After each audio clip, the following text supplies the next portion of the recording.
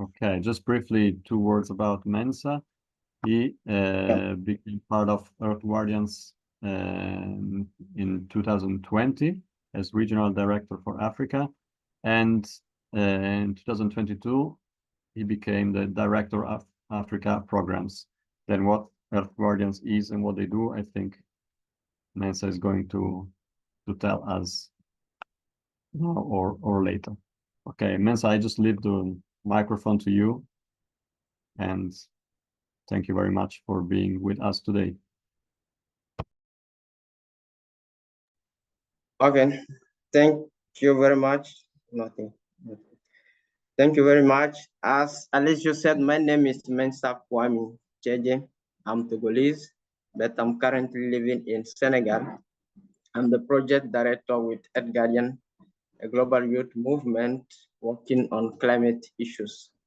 And as he said, we discussed some 2 weeks ago about this presentation, and I'm glad to share what I know about the depth, especially in African country, and it linked with the climate policy and climate action implementation on the continent with you.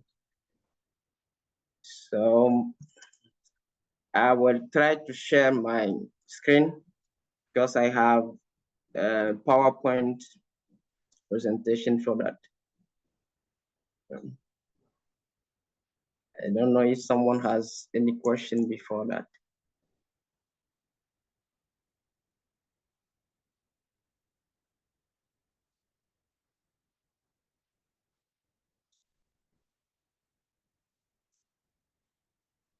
Can we start the screen sharing? Okay.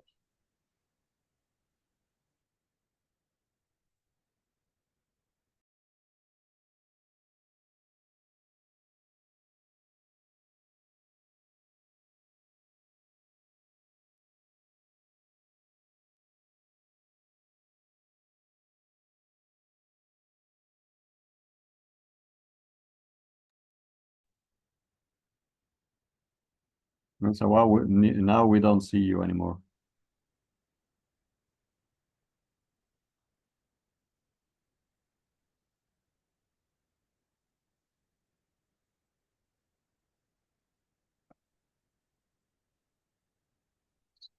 Mensa, maybe if you can open your camera again, then we can see you along with your presentation.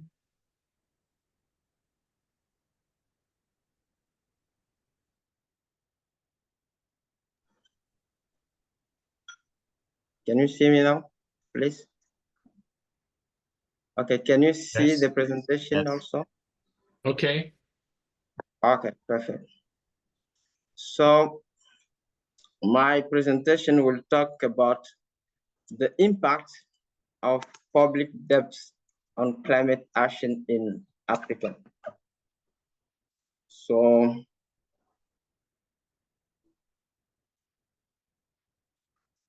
I drafted a plan for this presentation, and we'll start with an introduction. After that, we'll talk a little about the origin of the debt of African countries. And we will see after that the link between the debts and climate action implementation on the continent. And after that, we'll see the reason why the African countries' debt must be cancelled. Whatever, if these debts are cancelled, is that enough to solve climate change action implementation on the continent? Not sure. We'll see the different challenges we are facing apart from the debts, and after that, we will conclude. So now in Africa, the continent least at the least responsible for global warming. We are the poorest continent of the world, and the countries in Africa are facing drastic consequences of the climate change. At the same time, as said, they don't have a lot of means to face that climate change. And in 2023, according to the African Development Bank, 60% of the GDP, the ratio of the debts of most of countries are close to 60% of their GDP. And at the same time, we have the adaptation, resilience, repairing, all climate consequences, challenges are around close to 400 billion per year. It means to face climate change correctly, African countries need to spend up to 400 billion each year, according to UN climate. That is what climate change costs on the continent. And we all know that these countries, African countries, are very in debt. But sometimes we don't have a clear ideas about where these debts come from, how these countries become very in debt today. So what is the origin of the African countries' debts? The first one is the colonial origin. At the end of the imperialism, most of African countries are colonized by countries like France, UK, Belgium, Italy, but very few, Portugal, Spanish. So at the end of the colonization, during the independence negotiation, some countries have claimed that the new countries, the new independence countries, need to pay them for their investment in the countries. For example, if French company have built some infrastructure in Togo, which Togo can use after the independence, Togo have to pay to France, or France have to keep the amount, the investment they use for this infrastructure as the debt of Togo to France. And in this case, many countries have some debt just when they have their independence without any tangible activities, they are already in debt. And the second category of colonial debts is that investment or that debt the countries contracted, because after the Second World War, we have already World Bank and IMF. So the country said to this institution, we have contracted debt with you to create this infrastructure, to organize this in the colony. So when the colony become independent, these debts become their debts. It's like the debts of the imperialist countries or colonizer are transferred to the new countries. And apart of that, we have some other debts which the countries, the new countries,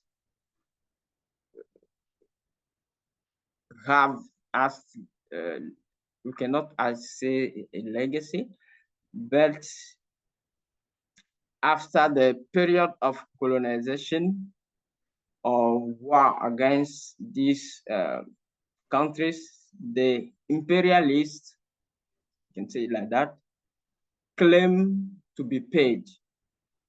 And we have many examples. in the history. For example, the case of Haiti. Haiti, where Haiti gets its independence from France after a war in 1804. And in April, I think 1825, the army of France settled in Haiti and claimed for 150 million of gold francs. So if Haiti do not pay that, they will invade Haiti, restore slavery, etc., etc. So to pay for their freedom, Haiti has accepted paying that money to France. We have another case in Morocco, which seems similar. We have Spanish, German, French, and UK, which most of time invaded Morocco, and to stop the invasion, they claim for money. And as the country is weak, cannot defend themselves through a very well organized and equipped army, they accept to pay that debt. After that, we have also the case of post-colonial debts. This case of debt is contracted by the new created or new independent countries. They contracted this debt themselves.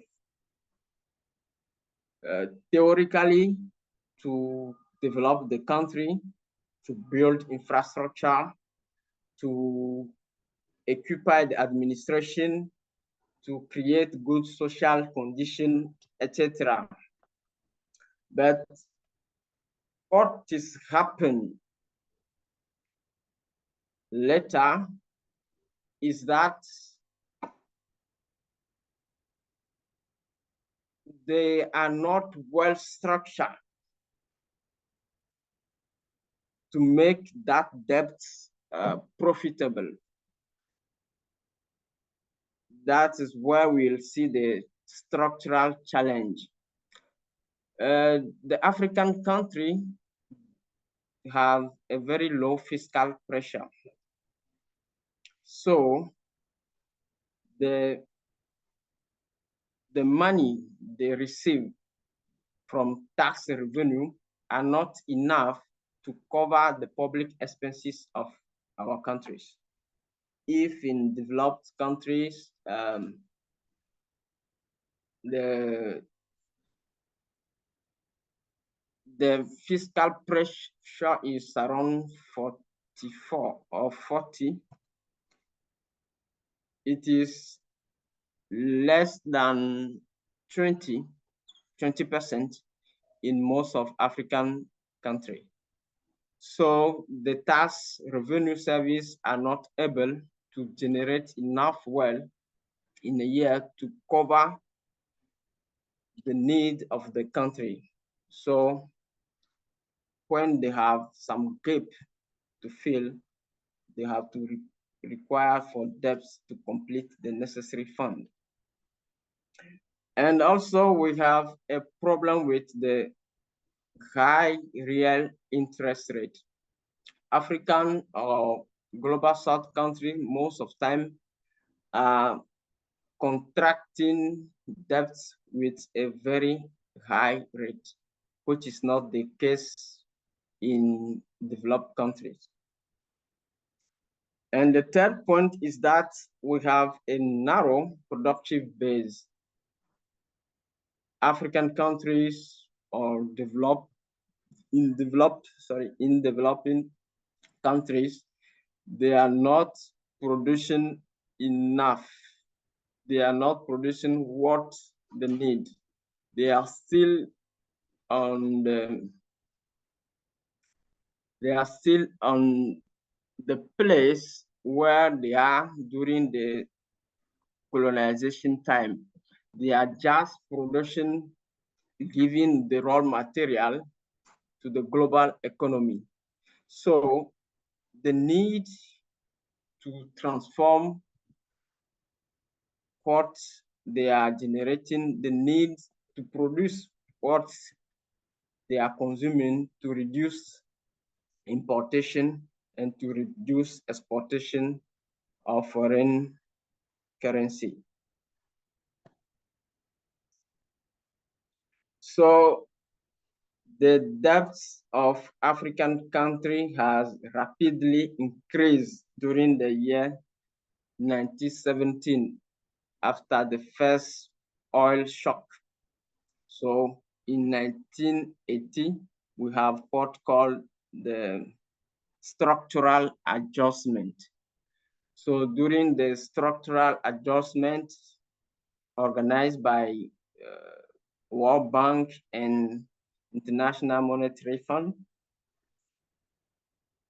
our countries achieve a level which do not allow them to pay their debts. So these organizations decide to take control over their internal policies. So the objective is that to support these countries to be able to pay their debts. So they reduce the budget on health, education, well-being, all other social equipment and investment to give the priority to the debt payment. And so far, the debts of African countries is about 1.15 trillion in 2023. So what is the link between public debts and climate change? As we have said already, we are contracting debts in Africa with a very high rate. Why? Because those who are giving the money need to be confident that the money will be paid back. So if a country are not well rated, we know that the rating organization, Moody's, Fitch, Standard and Poor, which I think are the top three of those who giving rating to the countries. So most of our in developing countries or poor countries are not well rated. So if your country, for example, is facing drought, flood, political instability, civil war, that cannot allow the country to have a good rate. So if you don't have a good rating, you will get a higher rate of interest on the money you want to contract it, on the debt you want to contract it. So most of the time, African countries, they contracted debts at a very high rate, between 20, sometimes 30%. At the same time, when the global north countries are enjoying the rate between 3 or 6%. So if we take an example of a Belgian bank called the Grove Petercam, which recently offered loans to Ghana, a West African country, at a rate of 25%. If, for example, Ghana have to pay back this money over 10 years, we can realize that only the interest will be 2.5 times the capital. So in this condition, it is impossible to be indebted. it is simply impossible to be indebted. And the condition which create is that the payment of debts is becoming systematically the priorities of our countries over social service, ecological transition, and others. So a country which is focusing on paying debts cannot be able to put in place a correct climate policies or implement a great resilience or adaptation policy to climate change, because all of much money is going to pay the debts. For example, the debt payment absorb the equivalent of 5 times the budget of health in Kenya, 4 times the health budget in Tunisia, and 3 times the health budget in Ghana. So on our political organization, on our public economic organization, debt payment represents the priority. So a lot of money is concentrated to there than other any need. So in this kind of situation, the in-depth country which don't have a lot of possibility still need money. So if you don't have money for social service or to rule the country, and you have natural resource like oil, gas, coal, you will naturally try to exploit this natural resource to get more money. Sometimes it's not these countries which directly go to exploit this resource, but the bank gives some offer. For example, if you contracted debt with China, and China know that you have some resources and you are not able to pay correctly the debts, China will take your resources as guarantee. When you are no more able to pay correctly, they start exploiting these resources. So for example, if the resources in guarantee is oil, gas, so they will start exploiting that and start emitting carbon in the atmosphere. So the debt represents itself as an economic burden that prevents our country from a social and climate action plan. Even if they have to draw a good plan, the lack of money should not allow them to make it in implementation. So that is the reason why we should ask that the debts must be cancelled. Because with these debts, the African countries are the most affected by climate change, but they are not able to implement that policy which allow them to correctly put in place technology and resilience plan for their people. And the second point why this debt should be cancelled is that in most of time and in most of the country, the debts not go directly for the benefit of the citizen. We have some leaders who take over the money as usual, as that's happening in Africa. For example, when Mobutu Sese Seko, a former president of DR Congo, and at his time, DR Congo was named Zaire. So when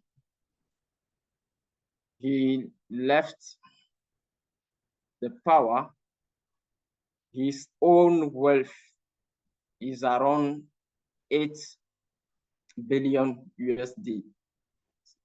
Mobutu was not a businessman, he was just a president. But he have as own wealth 8 billion USD. And the debt of Zaire at that time was around 13 billion USD. So if you imagine how much a single man can take over from the public account, we are just talking about the president. We don't know how much the prime minister and all the minister, the different executive director from the extractive company have taken away. So regard this, we realize that the debt which is contracted in most of the countries are not benefits for the population. So if the debt is not benefit for the population, there are needs to make an audit of these debts and find a way to cancel it. That we call an illegitimate debt. A debt contracted, for example, to build the house of the president, a debt contracted to make a road, and we never see the road. That kind of debt must not be paid by all the population, but this debt should be paid by those individuals who take over the money.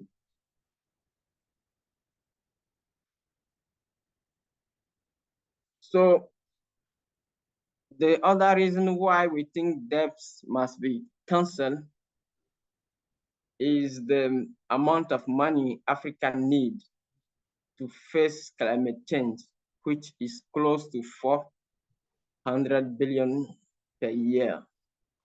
And we have a debt service which is over this amount of money. So to allow Africans which are not responsible, the global emission of the continent is only about 4%.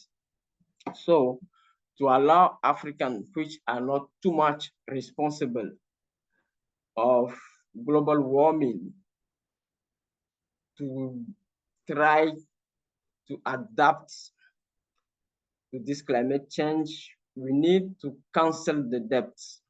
We need to cancel the debt so that we can concentrate efforts on adaptation, resilience, infrastructure building, etc., to put in place a serious climate policy and action to save a lot of life. So we have talked a lot about debts and its impacts in climate action in Africa.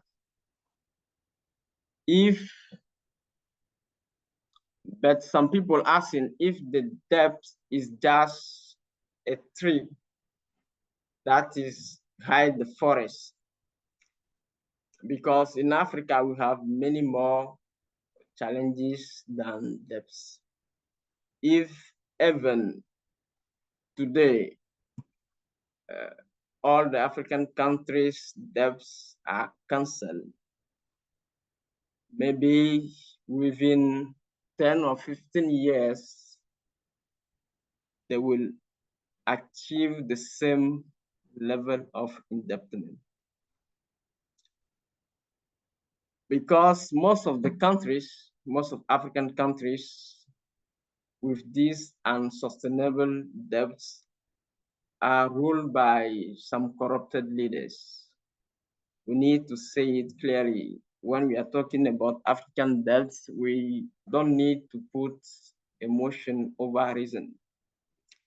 When leaders are corrupted, when some autocratic individual take over the power for their own interest, and when the institution are weak, when we have a strong man very powerful than the institution, it will be difficult to control the action of those who rule the countries. And in this condition, when leaders cannot be controlled, they will continue doing what they know to do, stealing people. So, sorry. The cancellation of African debts will allow Africans to have the capacity to contract new debts and to have the capacity to play a role of consumer on global market. That's very important, because if the debt is cancelled and nothing is done, they will contract again new debts, and the cycle will continue. Contracting debts, cancellation debts, contracting debts, and that will not bring anyone to anywhere. So what is needed?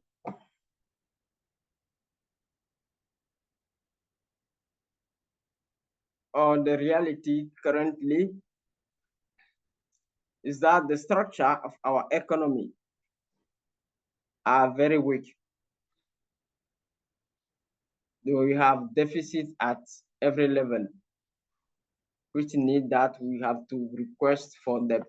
And I'm talking about endless indebtedness. For example, at the beginning of the year exactly in the year 2005, World Bank and IMF, International Monetary Fund, has created what they call heavily indebted and poor country initiative. So these initiatives benefit for up to 44 sub-Saharan African countries. So during this process, some parts of the debts of these countries are cancelled.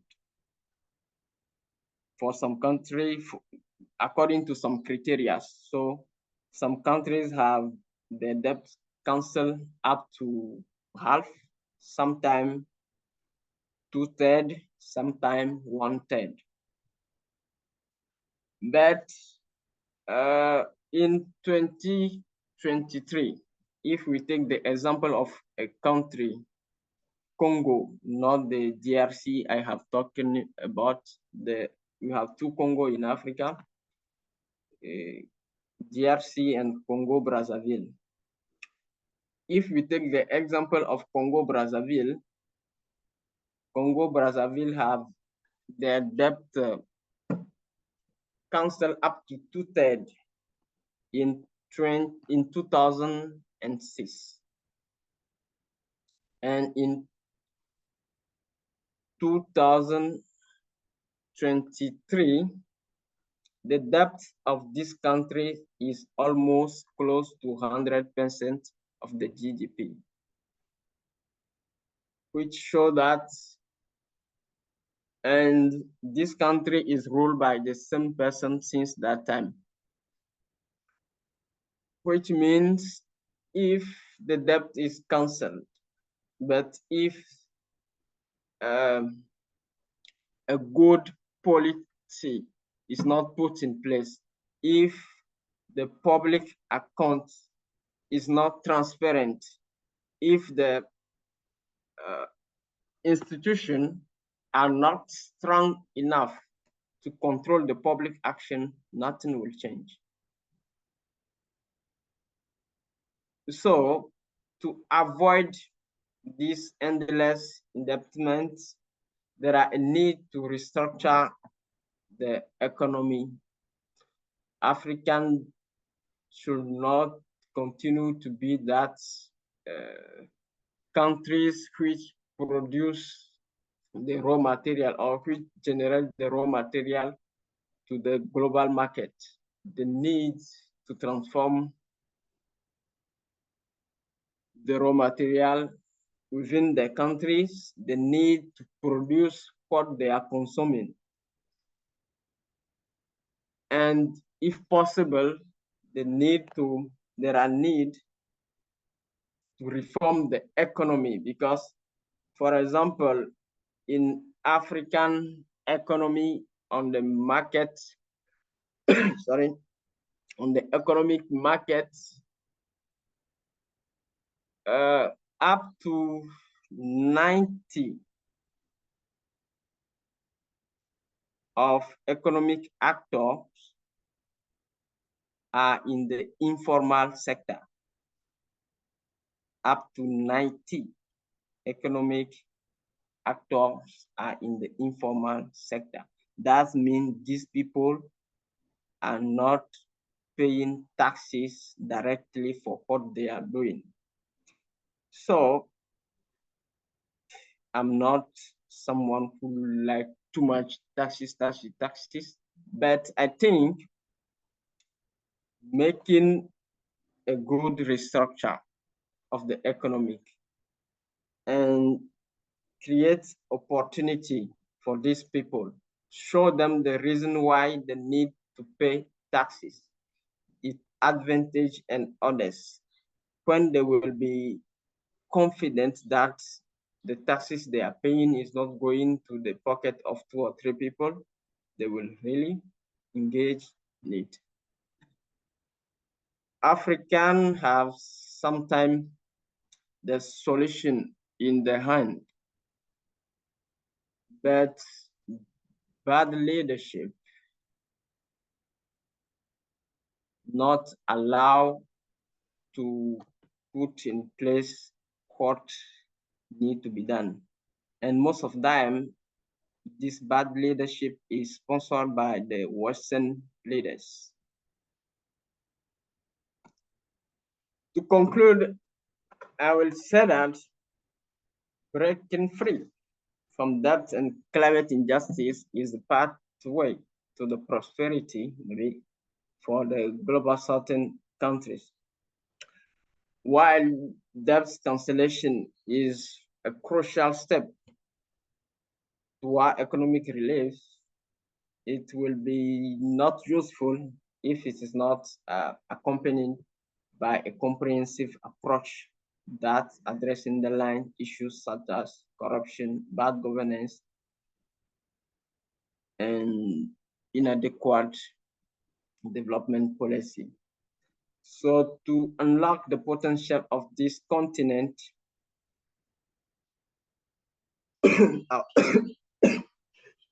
sorry, our country needs effectively to combat climate change. We know that they are not emitting a lot, but they need to combat climate change. But also, the global north need to support African countries in this combat. The mechanism, the climate finance mechanism, should not another opportunity to in-depth African country. That is very important. The mechanism, the climate finance should not be a debt. It should be maybe ecological debt for global north countries, which use much the resources of this planet to create the wealth. I think it is their responsibility to support African countries in the mitigation of climate change consequences. Whatever to make all this possible, it is important that African must work to restore democracy, good governance, and transparency. Apart of that, nothing cannot be possible. And also, I think it is very important that the civil society, the global citizenship must take over the country consideration within climate issues, because we are in the same boat. And when we have insecurity in Africa, when we have flood, when we have drought in some African countries, it can affect Europe. Many immigrants leaving Africa to Lampedusa, anywhere in Europe, are not necessarily coming from civil war or army war countries. They are coming from countries where they don't have hope, where they are facing climate change issues, where the farm are not getting anything, where they are facing drought, flood. So working together with African countries to sustain their policy, to implement a good climate action within the continent is, at my point of view, high issues of global security, peace, but also development. Thank you very much for your attention. Thank you, Mensa, for your presentation. So I saw during the presentation that Selma already had a question for you, maybe concerning the issues you were explaining to us. Okay. Yeah. Thank you, Alicia, for coming back to that. Do you listen? Do you hear me in a good way? Because I think there is like a bit of noise next to me. There are some voices, but your voice is very clear. So okay, super cool. No, I mean, I'm sorry for interrupting, but at that moment, because he mentioned something about Tunisia, and I just wanted like to listen to it because I didn't really get the information. So I'm not sure if Mensa could maybe clarify that part. Okay. Thank you. Okay, thank you. Please, can I answer directly, or we have to collect all the questions before? No, I think maybe you. I would do it.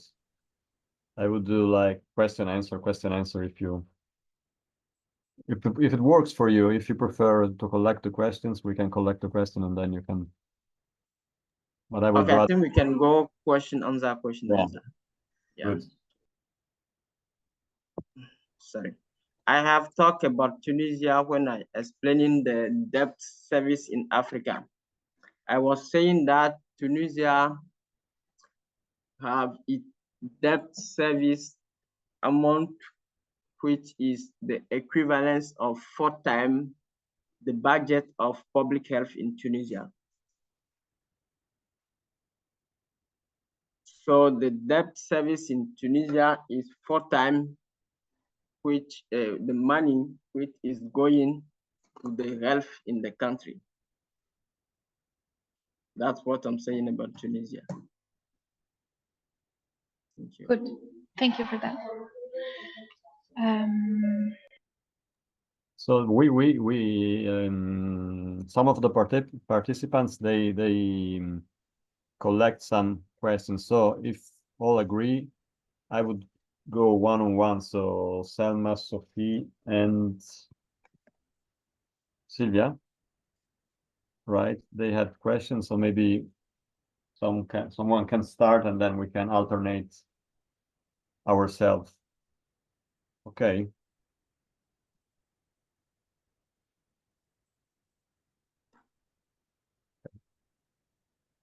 Who wants to start with the questions?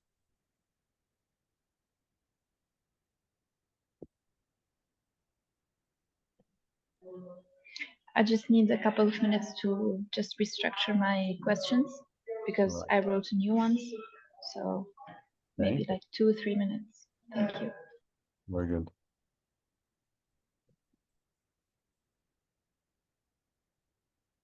Otherwise, I can start. So I will, in Italian, we say break ice, maybe in English as well. I don't know. Allora.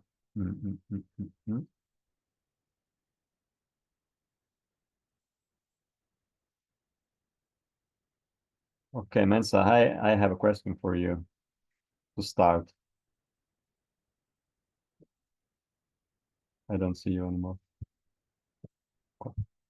Okay, if you can describe the activities, the major activities of the organization, Earth Guardians, and your exact role in the organization. Okay, thank you, Alessio. My organization name is Earth Guardian.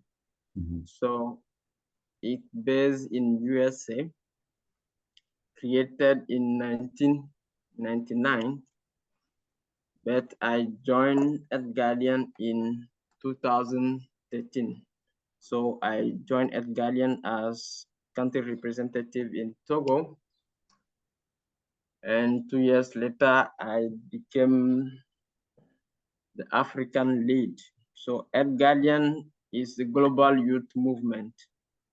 What you have some adults within the organization. It is global youth movement present in almost 70 countries.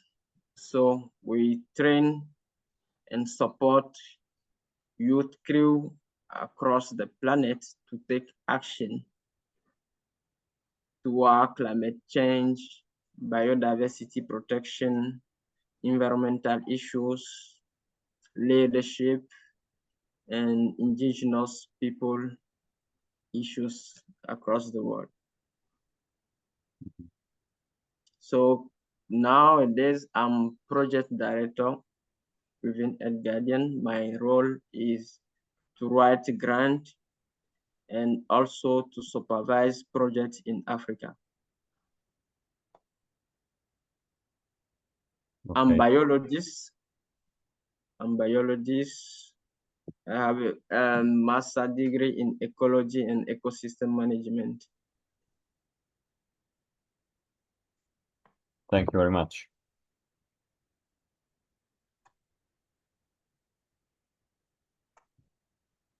Sophia, Silvia, you want to ask your question to Mensa? Yeah, I can ask the question. Thank you. All right. So Earth Guardians is a youth movement, as you said, and I wanted to know why you personally think that working with young people and with the youth is so important to battle climate change. Thank you. Please, can you repeat yourself? Yeah. Can you hear me? All right. Yes, I can hear you. Okay. So my question is, since Earth Guardians is a youth movement that works with young people, why you think that it is so important to involve young people in the battle against climate change?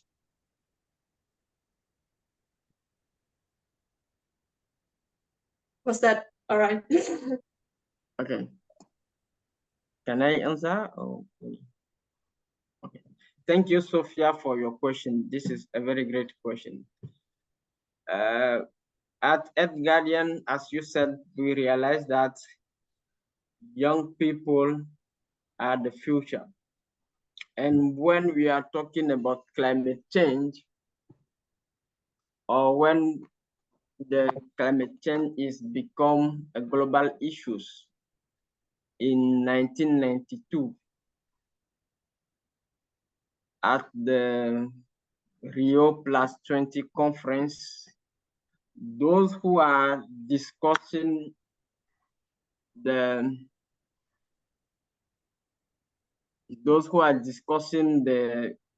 climate solution at that time are already very old. Some of them passed away.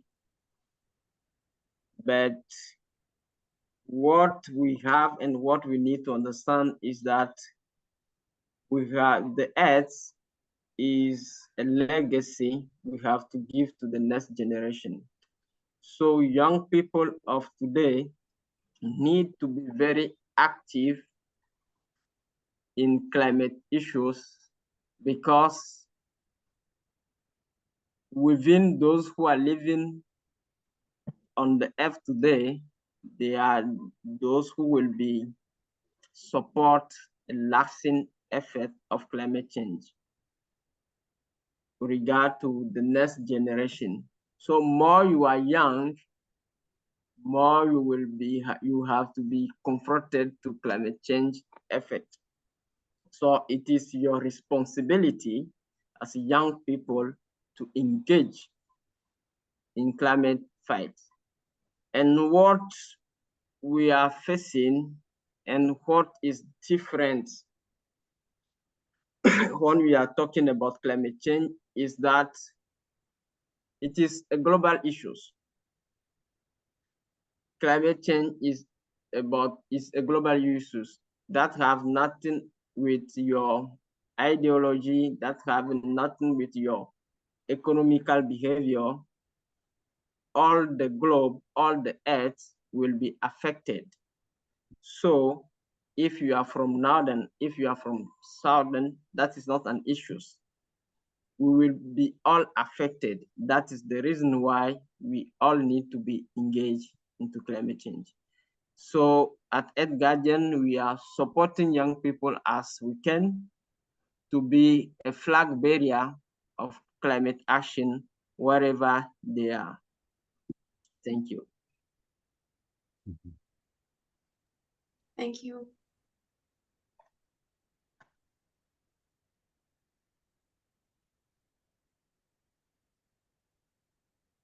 Yeah, you also had you wrote some question in the chat group if you want Yeah, to. I wrote them, but one of them was the same, more or less.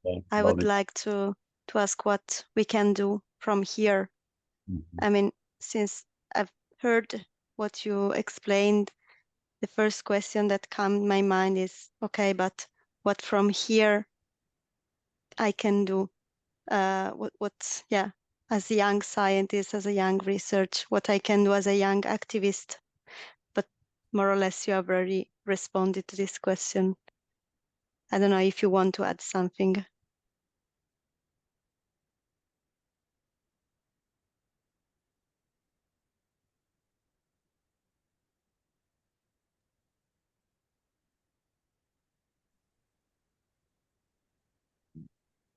Hello, can you hear me now? Yeah. Yes. Okay, Sylvia, please, can you come again with the question? Yeah, no, the question was that after heard your talk, especially, Yes. I asked to myself what I can do from here as an activist, as a young person, as a scientist. So if you want to add something from the answer of before, or if you have some practical advice of what we can do. Yes, thank you for your question. That is very important. whatever climate change is a global issue, we need some local solution for climate change. We need some individual solution, and we need collective and global solution too. So, as an individual, as part of a community, what can we do?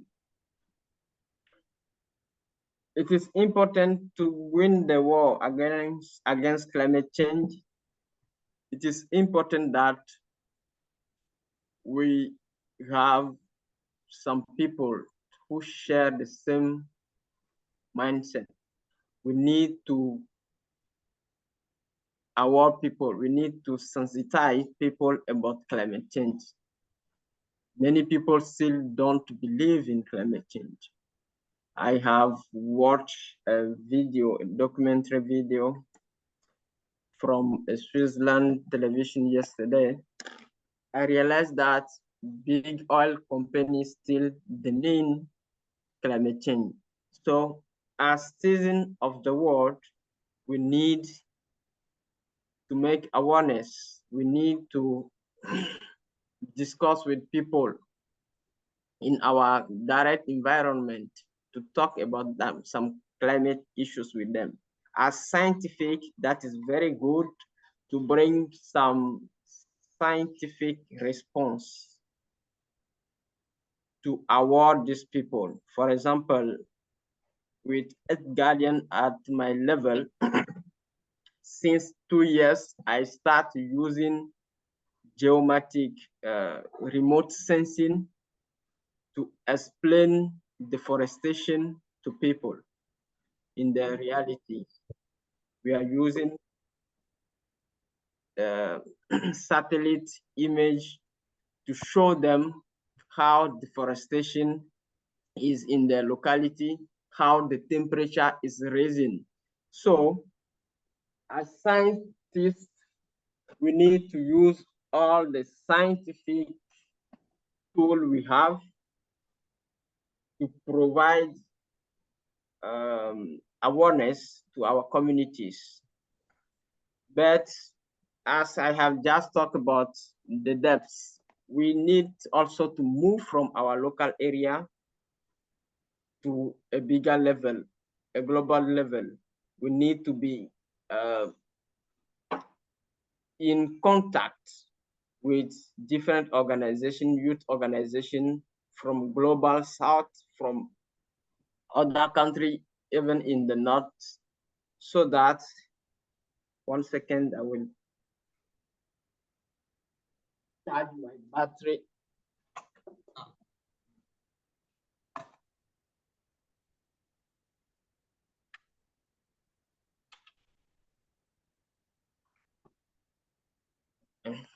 So we need to create that kind of network with other organizations, because the climate change are not impacting the same way everywhere on the globe. We have drought somewhere, we have flood somewhere, we have temperature rising somewhere. So we have culture destruction somewhere. The impacts are different. So we need to join global movement to make our local voice heard.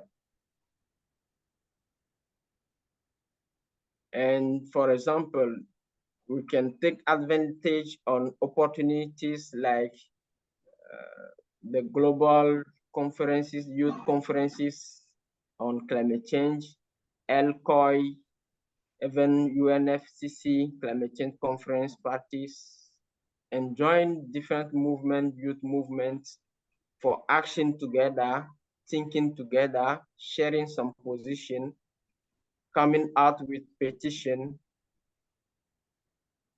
to make our voice heard beyond our boundaries. Thank you.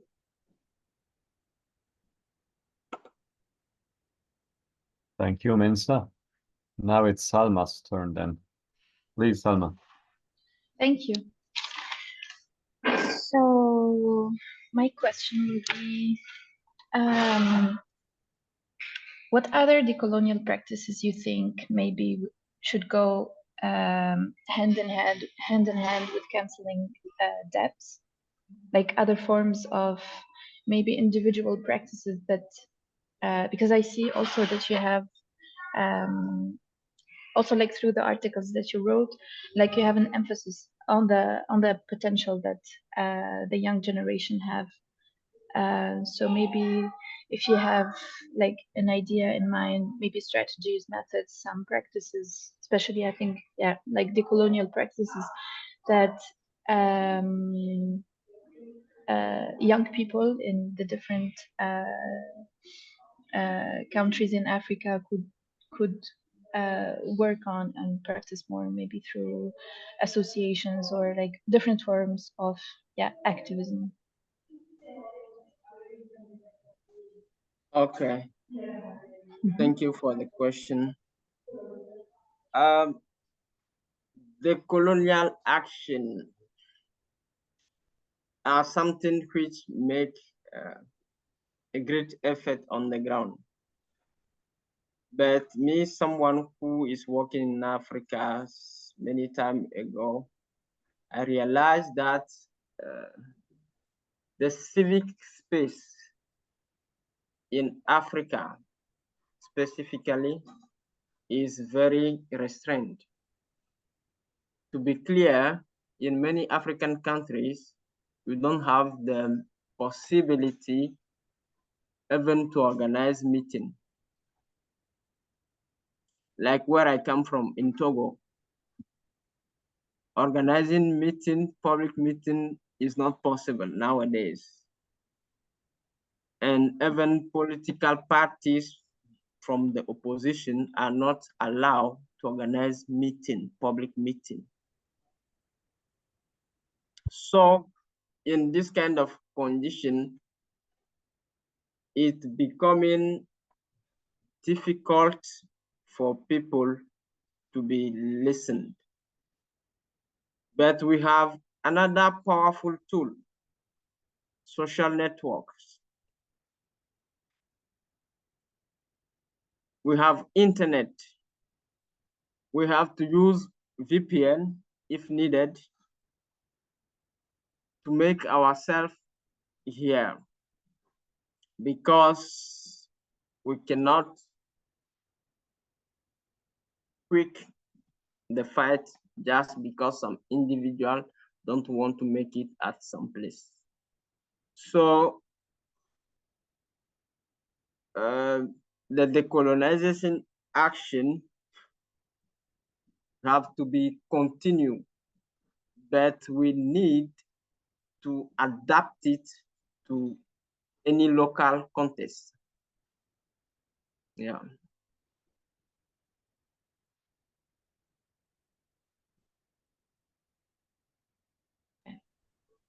So I think here you mean also like building solidarity, where like in the different circumstances or the different conditions that you have. Yes, absolutely. We need a global solidarity. We need global solidarity on climate action. If, for example, people from Niger, Senegal are facing some specific climate consequences, it is not only to those people from this locality or to young people from this locality to campaign on the issues. It is becoming the responsibility of a global movement, the responsibility of global climate advocates to take the lead on the issues and make it a global issue, because every climate consequences, whenever or wherever it's happening, it is a global issue. Mhm.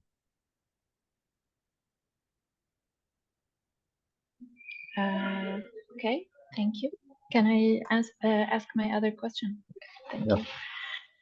you. So my other question would be, how can we move beyond canceling paying debts, but work on repairing to the global south.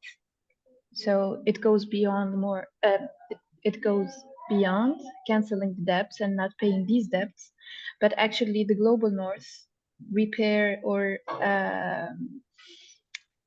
help the global south, let's say, help to mitigate climate change. Because I think also like here the consequences and the catastrophes would it's not going to be in the same scale, but it's going to be much worse for the global south.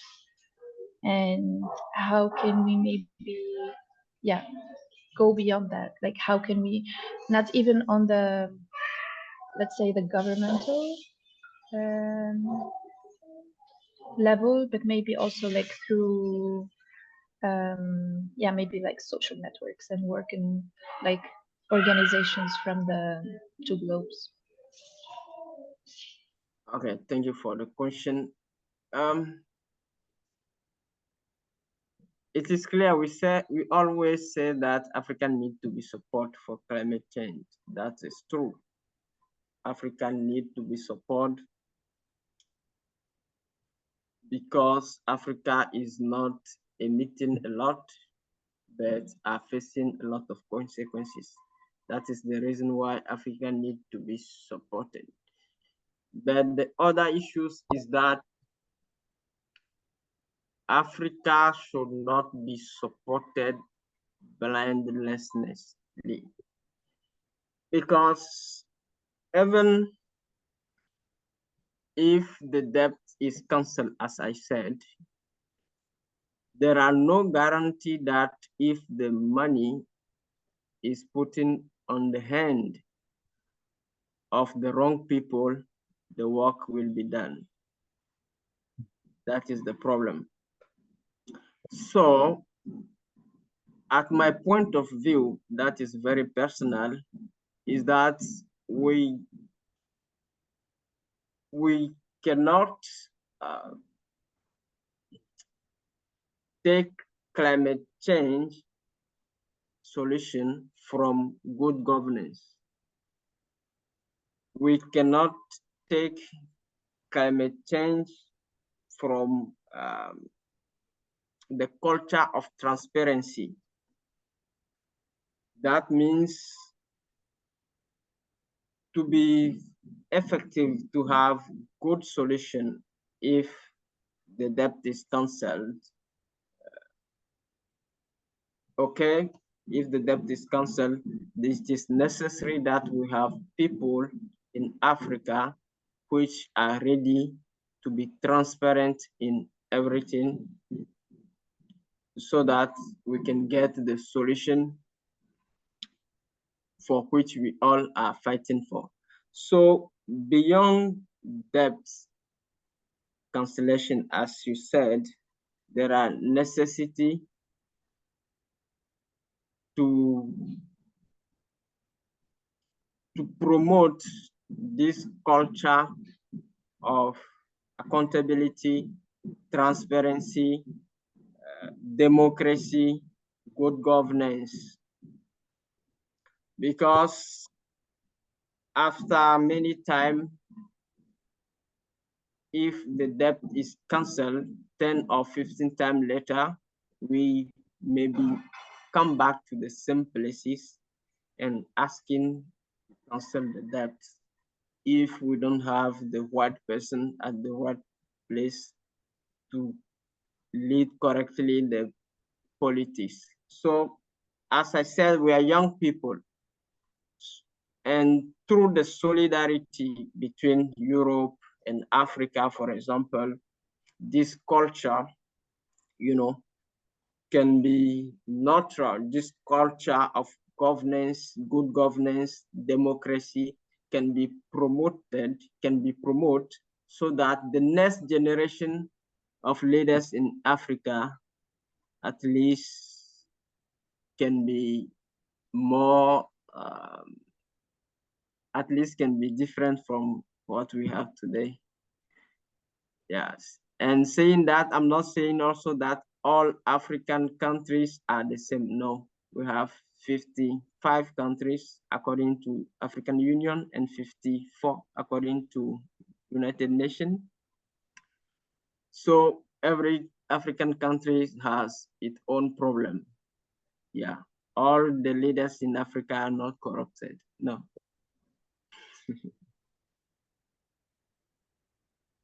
At least the Tunisian one it is. It is corrupt. May I ask you one thing regarding this? Do you think that the African, from your experience, the African people are ready for this, and are they conscious of the need of changement, not only the government, but also general people?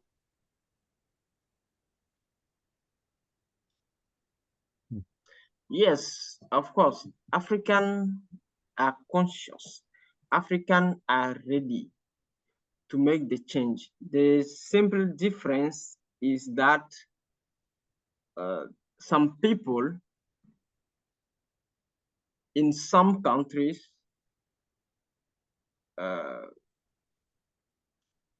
have taken the lead for their own interests. That is all. And sometimes when you see the change of regime in some country, you see that that country go well and achieve some outstanding policy in terms of development, in terms of well-being for the population. So it's not about lack of capacities or not of conscious or absence of consciousness. No, it's just the case in some countries where some individuals take over the public interest for their own. And as I said, Africa need to play a better role in global economy, move from producing the raw material to try to transform the economic, produce what they are consuming, and create jobs and funding research for its prosperity.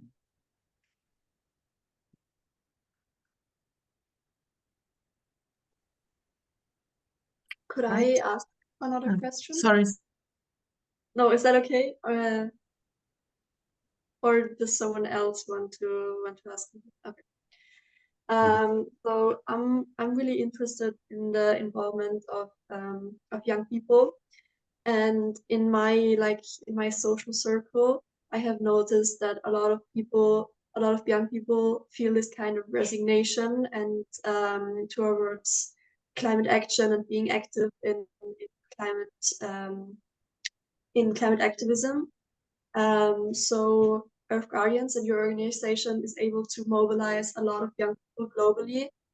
So I wanted to ask you, what do you think can we do to change this perspective and to bring young people more motivation to get active again and get them out of this state of frustration and resignation? Okay, thank you. This is a good question. We know all that engaging young people is not easy for many reasons. First, whatever it is maybe I can say, through my experience, it is very easier to motivate them, but engage them for long term is not easy for many reasons, because sometimes the agenda depends on the parent agenda. Second, they are not feeling the reality about which you are talking about. For example, it will be difficult for someone from Bolzano, 11 years, someone who has 11 years to think about which drought mean in Mauritania or northern part of Senegal. It's a little complicated. Maybe through documentary video you can see, but even that is not the reality. But we need to talk to young people. We need to take advantage or to leverage on the existence structure, like school group, like library, like in existing group of young people in our communities. We need to bring these ideas to talk with young people. And what is important is to connect with other communities. Connecting with other communities will help us keep in touch. For example, I have served at Earth Guardian as African program director, so I have the responsibility to lead the Earth Guardian crews on the continent. So during this exercise, we are supporting the crew, discussing with them, helping them to organize activity, discussion about the realities of the communities. But over that, we are connecting them to other young people across the world, not only in Africa, but in Asia, America, North American, in Europe, and others. So young people, maybe from 17 and others, are ready to explore. And I think if the person is really interested by climate change and want to engage to this fight, I think after a series of engagement, discussion, small event, the person will be really aware about the situation and take the responsibility. Whatever, I don't think that is a good idea to harass people who feel not interested. I meet some people who, really young people who don't feel interest. It is okay. We cannot be interested by the same thing. Mm-hmm.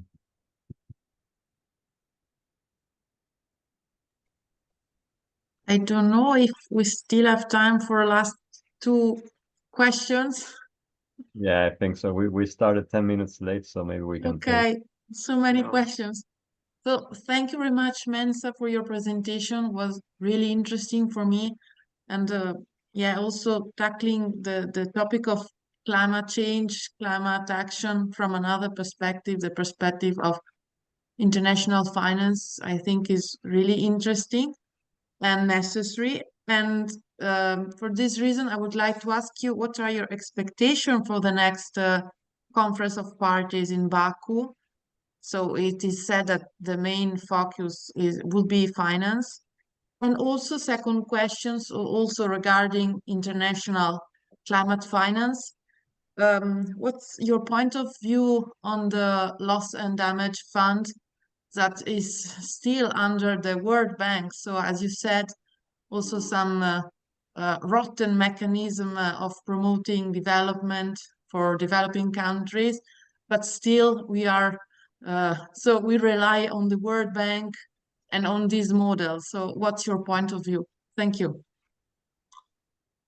Okay, thank you for the question. I will maybe start with the second question and move to the first. Right. The damage fund hosted by the World Bank.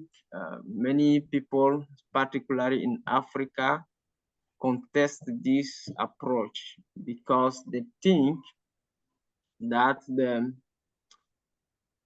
usual finance system will take over the objectives of supporting people.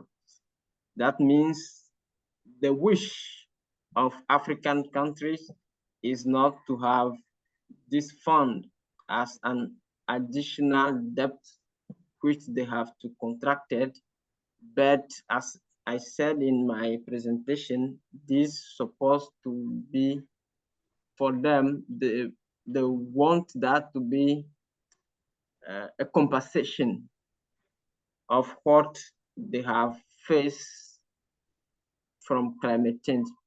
But unfortunately, that is not the case. So what will happen is already known that these countries will continue contracted debts. If we call it damage debts or not, it is a debt. When you take debts, if it is for damage or not, it is a debt which you have to pay back. So personally, I think that is not changing anything. It is a kind of maybe forced solution.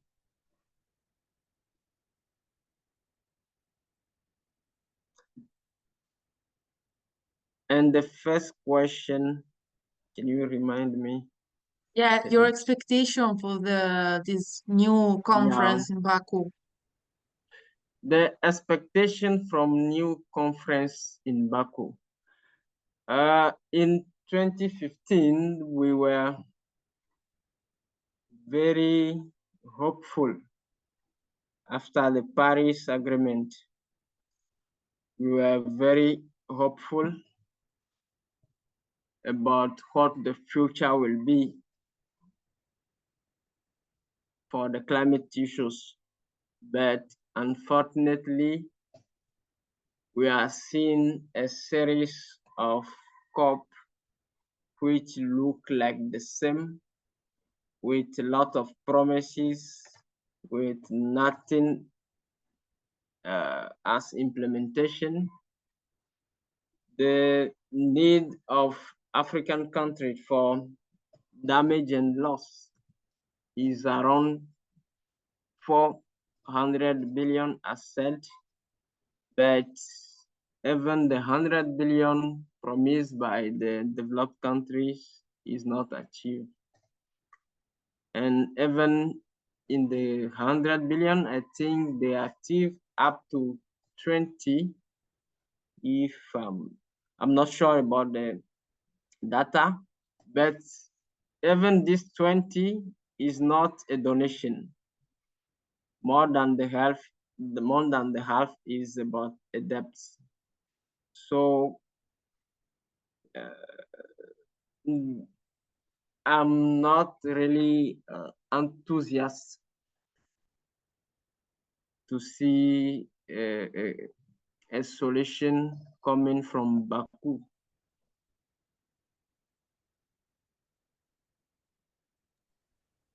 Thank you. So you see, for sure there is not only one solution, but you see possibility of finding new path, not in these international structures, but more in also, I don't know, so the power of African countries to be together maybe and request and also on international solidarity, so push to change the structures outside the United Nations structures, I mean. Yes, whatever, this is another solution which can be very workful, but the issue is that the changing, we can keep the same structure, but change the system. we can keep, I mean, we can keep the structure or the base that we said the developed country need to fund climate action in the poor country, in development country. But this finance should not be additional debt for these poor countries. That's what we are asking for. Thank you. You're welcome. Okay, if there is another question, we can ask the last question, I think, then the time is up. If somebody.